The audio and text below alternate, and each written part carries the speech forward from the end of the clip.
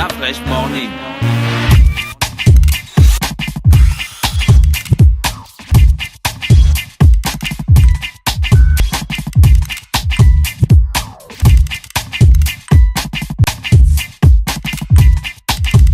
UrbanFM.fm. Pontière a béni la ville, quel embouteillage! Son excellence l'empereur Richard Obey, toujours très très fort. Salut à tous, c'est le guide qui vous parle. Accro de la sono afro, ceci vous concerne. Le live by Urban FM avec Prince Kiala. C'est ce samedi 24 février 2018 dès 19h30 à l'Institut français. Le live by Urban FM avec Prince Kiala, c'est du 100% live. Eh oui, 100% live. Venez vibrer au rythme du Passoula, du Nzouzou, de la frappe en frappe et Zamoto. Entrée 10 000 francs CFA. Billets déjà disponibles à l'Institut français. Infoline 06 04 85 31. Partenaire Télé Africa, Radio Ubuntu, Best TV, 50 Productions, Direct Prod, Hurricane.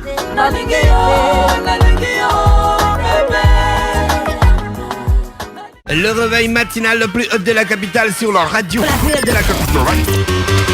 C'est reparti sur les 104.5 Urban FM, la station urbaine dans le Da Fresh Morning. Gina, notre invité de ce matin, c'est... On est avec le docteur Ambunda.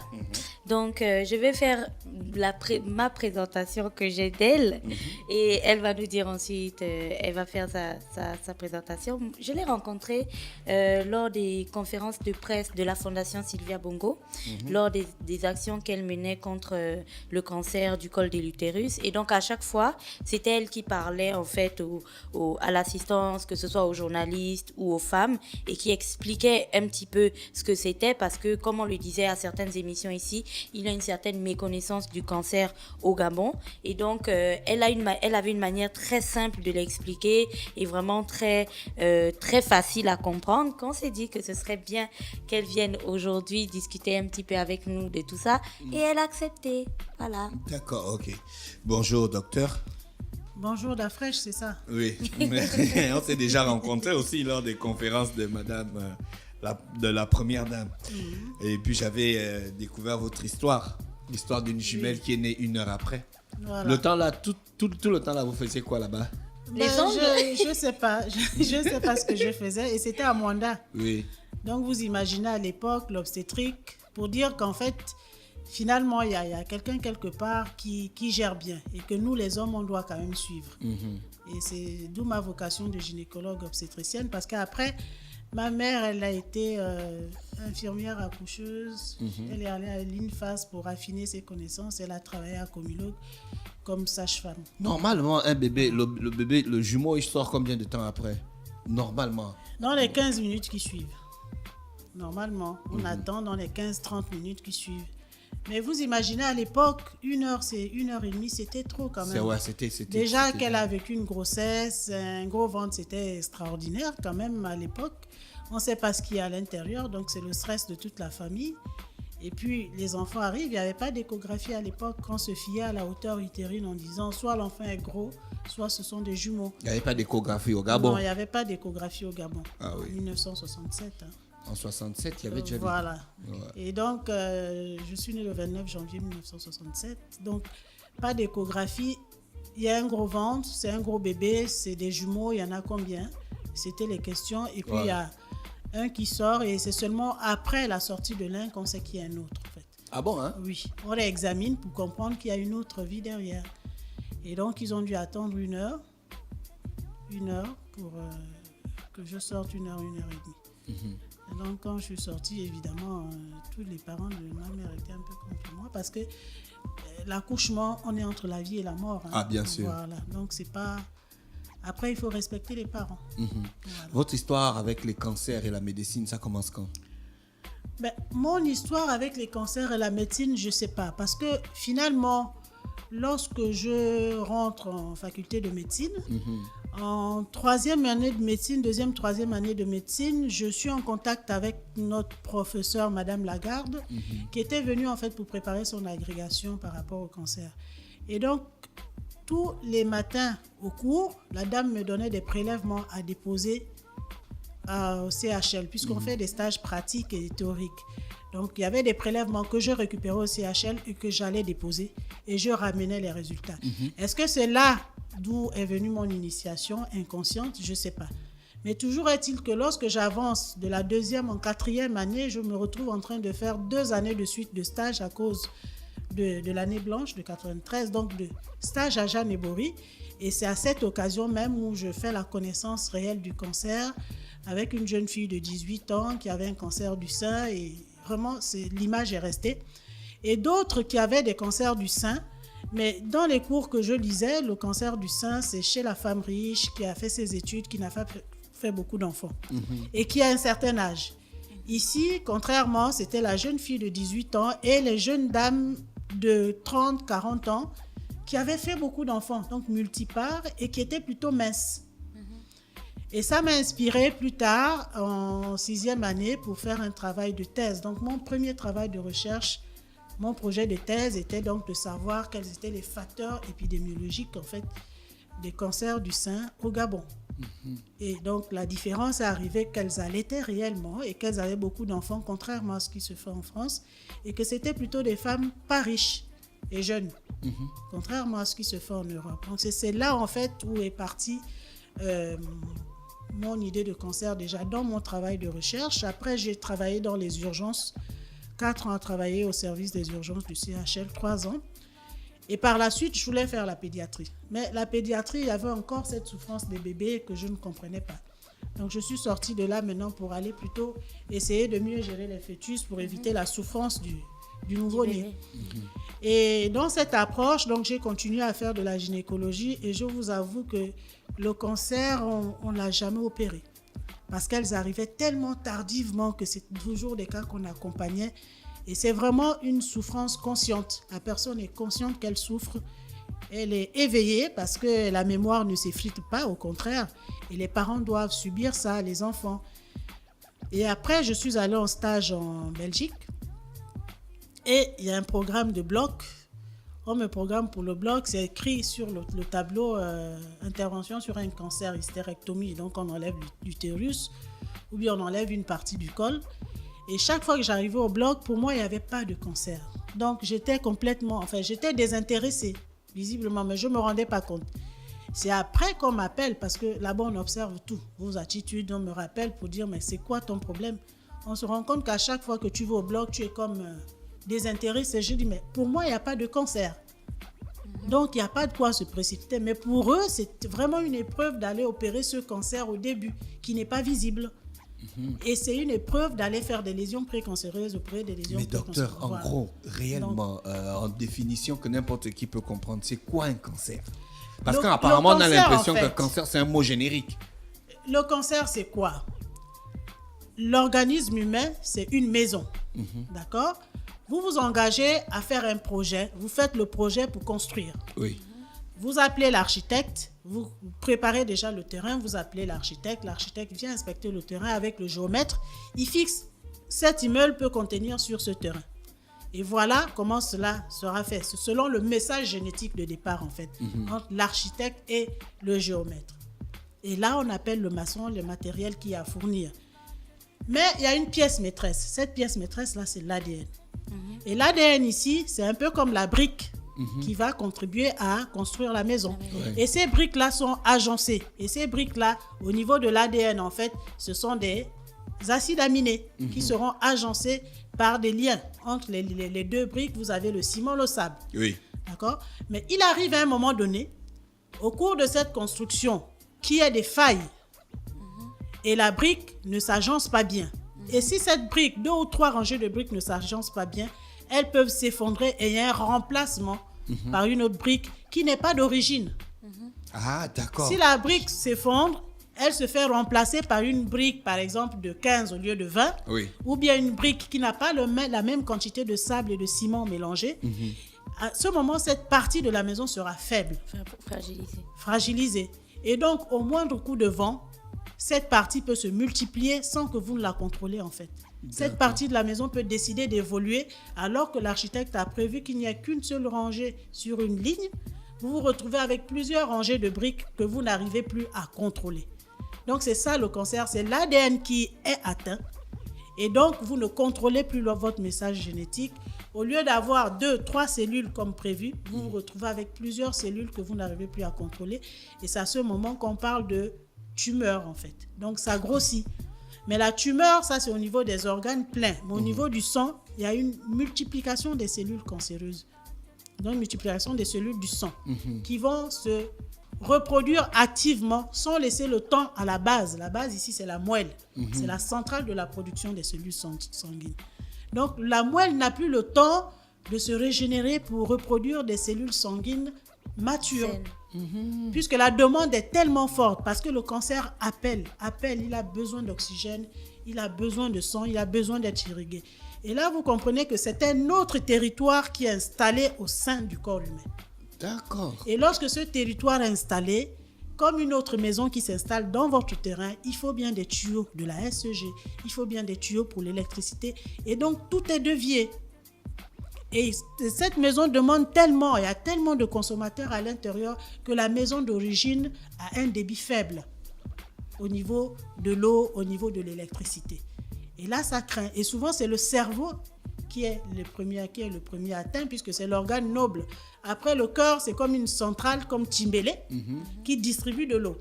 Et son eau, c'est plutôt du sang. Et la première partie qui retient cette eau, c'est le cerveau. C'est un organe qui doit toujours avoir du sang, qui doit être bien irrigué, parce que dans le sang, il y a l'oxygène. Et après, vous avez les organes nobles comme le rein, parce que le rein, ici, est comme Sauvogue.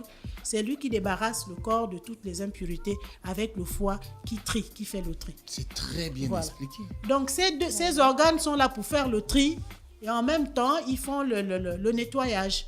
Mais nous, nos poubelles, on les met ensemble. Vous mettez les bouteilles d'eau, les bouteilles qui sont cassées. Comme ce vraiment, bouteilles, vous mettez les viandes, on met les légumes, tout dans la même. Ça ne devrait pas être comme ça. Nous, on devrait faire le tri pour faciliter le travail à Sauvogue.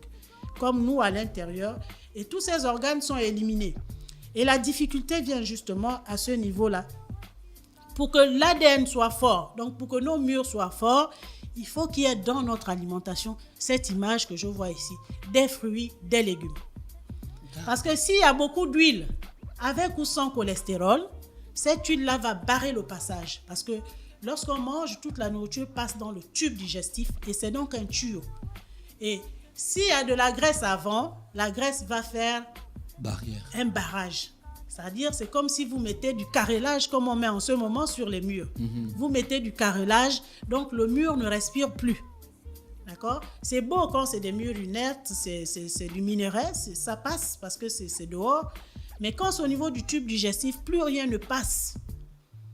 Et ça reste là. Et là, ça désorganise en fait le mur. Et du coup, les légumes qui sont censés supporter en fait l'ADN, parce qu'au niveau de l'ADN, il y a des acides aminés de base, c'est-à-dire il y a des légumes de base qui sont reproduits par l'homme dans sa nature. Et ces acides aminés ne peuvent pas être reproduits ailleurs. Si les Chinois doivent le faire, ils ne sont pas encore arrivés. Ça, c'est vraiment originel, chacun a pour lui. D'accord ? Et nous, on doit donc en manger pour ne pas arriver à épuiser ces acides aminés de l'ADN. Si on arrive à ce niveau-là, parce qu'on a trop stressé, parce qu'on s'est mal alimenté, vous comprenez que les murs sont fragilisés. D'accord ? D'où l'intérêt de prendre plus de légumes pour faire le barrage aux huiles. C'est-à-dire l'huile, oui, mais avec ou sans cholestérol, c'est pas bon. Il faut diminuer la quantité d'huile. Parce qu'après, quand les autoroutes, comme on voit sur les routes nationales, vous voyez, il y a l'herbe qui est passée sur la route et la route est rétrécie. C'était une route au départ pour 2 voitures, aller et retour. Voilà, et le retour. La route se rétrécit parce que le départemental n'a pas déblayé et c'est ça la graisse. Et du coup, vous ne pouvez plus passer, la circulation est ralentie. Mais dans ces voitures-là, il y a de l'oxygène à l'intérieur. Donc, CIMA transporte l'oxygène. Mais cet oxygène, s'il doit alimenter la population qui est au Yem, n'en aura pas, puisque sur la route, il doit alimenter Toum, Kango, Bifoun, reprendre la route pour remonter vers, s'il passe par Sam, il doit alimenter toute la forêt qui est sur la route de Sam, Nizik, arriver jusqu'au Yem. Mais si la route est rétrécie tout le long, il n'y aura pas assez d'oxygène et Oyem va souffrir. Et si OIM n'a pas d'oxygène, ben OIM va se rebeller. En fait, c'est l'ADN qui souffle. Et l'ADN, quand il souffle, il s'organise pour se débrouiller. Mais comment vous, les docteurs, alors, vous faites qu'est-ce que vous faites normalement? Vous traitez le cancer ou bien vous accompagnez la personne à mourir? Non. Le cancer, on le prévient. Comment on peut le prévenir? Pour prévenir le cancer, déjà dans nos comportements alimentaires. Parce que tout est dans l'environnement, dans notre comportement sexuel. Parce que vous pouvez être en bonne forme, vous êtes vraiment en bonne forme, vous allez être en contact avec un virus. Ce virus ne va pas traverser la barrière de l'ADN. C'est-à-dire qu'il ne va pas rentrer dans votre cellule et toucher votre corps fort. D'accord. Tout simplement parce que vous êtes en forme. Or, une personne qui est fragilisée, parce que les virus, eux, par exemple, je prends l'exemple des virus, eux, leur coin privilégié chez nous, c'est l'ADN. Le virus n'a rien à faire avec la peau. Il n'a rien à faire avec le rein. Lui, ce qui l'intéresse, c'est toucher l'ADN. Donc, c'est l'un des microbes, en fait, qui est le plus vulnérable pour l'homme. Donc, ce que nous, on fait, c'est déjà essayer de prévenir à ce niveau. Parce que dès qu'il a touché l'ADN, on se bat. Donc, un microbe qui s'intéresse à l'ADN par excellence, c'est un virus. Voilà, c'est les virus. Ah, d'accord. Donc, on doit se battre. On prévient par l'alimentation, voilà, par la pratique d'une activité sportive. Et par le comportement sexuel. Utiliser les préservatifs pour éviter les hépatites, pour éviter les HIV, ou bien observer correctement son traitement pour éviter qu'à l'intérieur même de nous, même si on l'a déjà, le VIH ou l'hépatite, de donner l'occasion au virus de se multiplier pour avoir des virions, c'est-à-dire des bébés virus. Et en ce qui concerne l'alimentation? Voilà, en ce qui concerne l'alimentation, si on mange des légumes, on ne va pas puiser dans notre ADN les acides aminés qui construisent notre ADN, comme en fait l'armature, c'est comme la ferraille. Donc, si on prend des légumes, on ne va pas aller chercher les acides aminés qui sont sur la ferraille pour la fragiliser. D'accord. Voilà. On va la laisser là, elle est stable. Et donc, nous prenons maintenant les légumes pour contribuer à améliorer tout le reste, à faire fonctionner les différents cellules cancers que vous avez rencontrés au long de votre activité, c'était dû à quoi, ces cancers? Est-ce que le cancer du sein, c'est pareil que le cancer, ce sont les mêmes causes? Non. On n'a pas eu de cause et la difficulté ici. Ailleurs, ils savent parce qu'ils ont des cohortes qui suivent. Ils ont des femmes qu'ils suivent ils suivent leur histoire.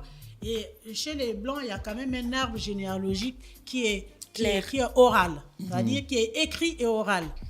Mais chez nous, dans l'histoire déjà de la famille, puisque les cancers du sein, par exemple, il y a une forte tendance d'hérédité là-dedans. Ah bon, hein? Voilà. L'hérédité est beaucoup incriminée dans le cancer du sein jusqu'aujourd'hui, jusqu'à l'heure. C'est prouvé scientifiquement? C'est prouvé scientifiquement. Ou bien c'est des hypothèses? Non, c'est prouvé. Là-dessus, pour le cancer du sein, la preuve formelle, c'est héréditaire déjà. Il y a déjà cette partie de l'hérédité. Et puis après, il y a les facteurs environnementaux, comme on explique aujourd'hui. Le stress, parce que quand vous stressez beaucoup, vous pouvez toucher votre ADN. Vous stressez, vous touchez l'armature.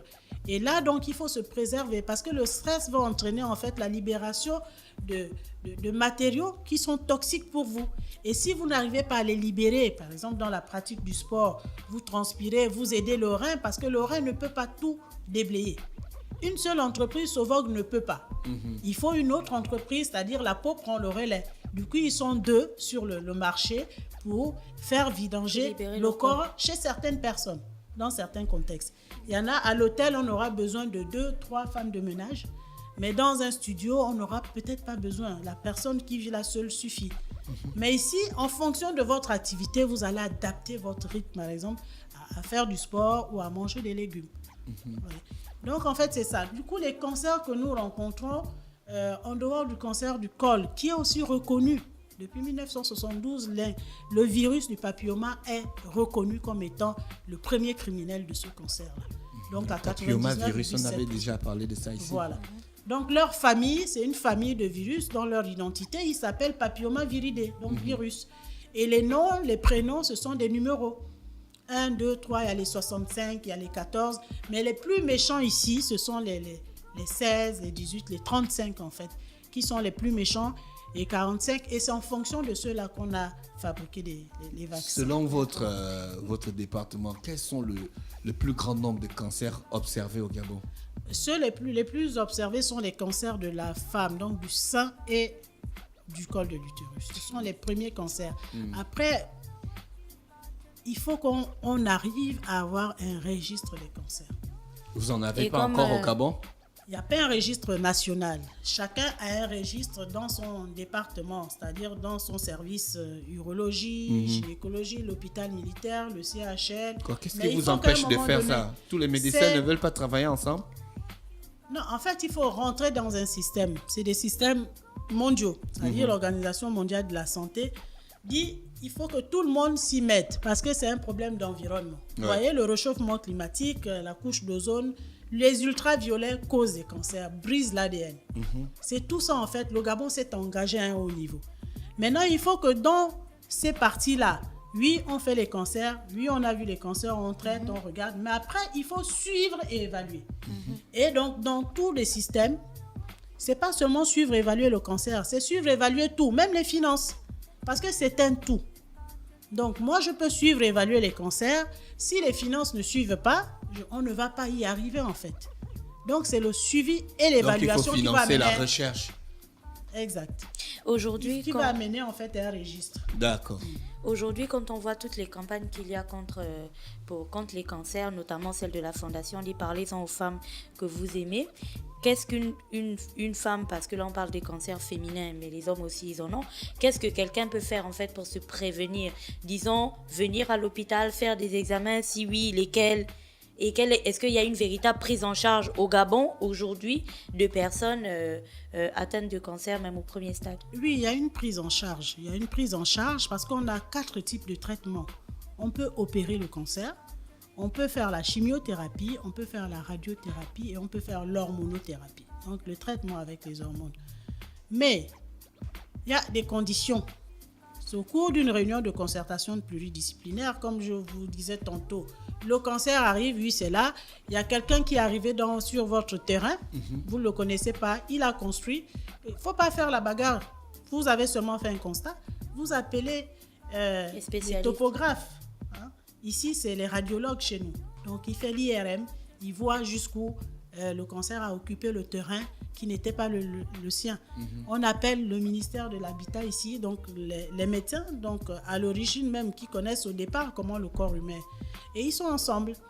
Et on appelle après, peut-être, on ne va pas encore au tribunal, on appelle la police de proximité pour venir constater avec le chef de quartier si c'est encore au début. Alors, on règle à l'amiable, la personne reconnaît qu'il n'est pas sur son terrain puisqu'on a des papiers et on l'enlève. Mais si c'est un stade avancé, vous comprenez qu'il faut maintenant aller enlever là, c'est opéré, appeler un huissier, et là c'est donc tout le monde qui va intervenir. Et vous comprenez que cette affaire au tribunal ne peut pas se terminer en 1 jour, 2, 3 jours. Donc c'est des interventions qui sont morbides. À ce moment, on ne commence même pas par opérer. On fait d'abord les chimios. Et la chimio, c'est donc des traitements, des antibiotiques destinés au cancer. Mais c'est des antibiotiques qui ne s'arrêtent pas, comme le Clamoxyl qui va s'arrêter au niveau de la gorge, parce que c'est là où il y a l'inflammation. La chimio, elle atteint la moelle. Elle atteint peut-être l'ADN, en fait. Donc, vous avez une perturbation au niveau des cellules de la moelle, donc des cellules qui nous donnent le sang, qui sont contenues dans le sang. C'est douloureux. Voilà, c'est douloureux parce que justement, il n'y a plus assez d'oxygène qui circule, vu que les cellules qu'on a libérées n'ont plus la capacité, ils ne sont pas assez matures pour transporter l'oxygène dans les différentes parties du corps. Donc, vous mettez sur le marché des taxibus qui s'arrêtent à chaque fois et qui sont faibles. À peine il démarre ici, il doit s'arrêter en tout, un autre prend le relais, mais l'oxygène est perdu en chemin. Donc, le corps n'est plus bien irrigué, d'où les douleurs et d'où les traitements de la douleur par rapport au cancer à un stade avancé. Ma dernière question, il y avait une femme qui avait fait un témoignage dont vous étiez allé à une réunion là, oui. Et puis elle a dit qu'elle a guéri du cancer. Oui, il y en a qui guérissent. Il y en a qui vivent longtemps avec le cancer parce qu'ils sont sous traitement. Les cancers hormonodépendants, par exemple, vous êtes sous traitement hormonal à vie et vous vous contrôlez. Normalement, on parle de rémission. On dit rémission. En cancérologie, ils utilisent rarement le mot guérison. Mais nous, en dehors de là, puisque la personne vit, elle va qu'à ses occupations. Normalement. Il n'y a plus de cellules cancéreuses. On va parler de guérison pour l'encourager à avancer, à encourager les autres en fait à vivre parce qu'il faut vaquer à ses occupations. Il y en a qui sont guéris, qui vivent aujourd'hui sans cancer. Mais c'est ce qu'on appelle en fait la rémission. Après, il faut suivre les mesures d'hygiène, mais vraiment draconiennes pour ne pas rechuter en fait. D'accord. Merci, docteur, d'avoir accepté notre invitation ce matin. C'était on ne peut plus explicite, hein? C'est ça, c'est comme ça qu'on dit, non? Oui, on ne peut plus explicite. C'était très clair. On vous souhaite de passer une bonne journée à l'écoute des Merci à programmes vous d'Urban aussi, je FM. vous souhaite une bonne continuation. La station urbaine. Restez connectés sur les 104.5 Urban FM, la station urbaine. On va recevoir nos invités ce matin dans Luda Fresh Morning, le réveil matinal le plus haut de la capitale sur la radio la plus haute de la capitale. Le réveil matinal le plus haut de la capitale sur la radio la plus haute de la capitale.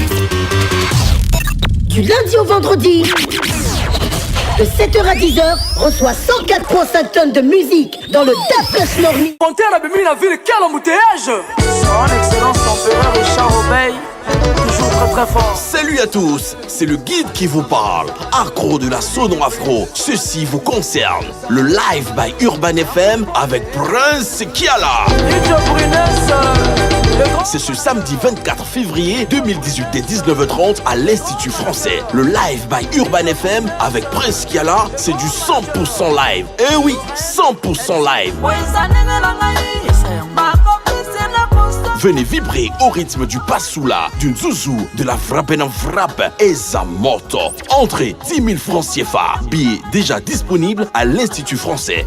Infoline 06 04 85 31. Partenaires Télé Africa, Radio Ubuntu, Best TV, 50 Productions, Direct Prod, Hurricane.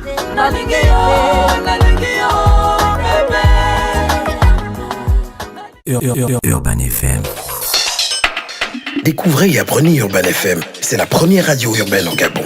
Urban FM, c'est aussi une équipe de jeunes dynamiques à votre écoute pour vous satisfaire. La recherche d'une qualité de son parfaite, de nouvelles techniques de communication. Urban FM, c'est une nouvelle manière de voir et de faire de la radio. Grâce à Urban FM, vous n'écouterez plus la radio de la même façon. Entrez dans l'univers Urban FM 104.5, la station urbaine. 104.5, 104.5, 104.5. Urban FM, Urban FM. Urban FM. Da Fresh Morning.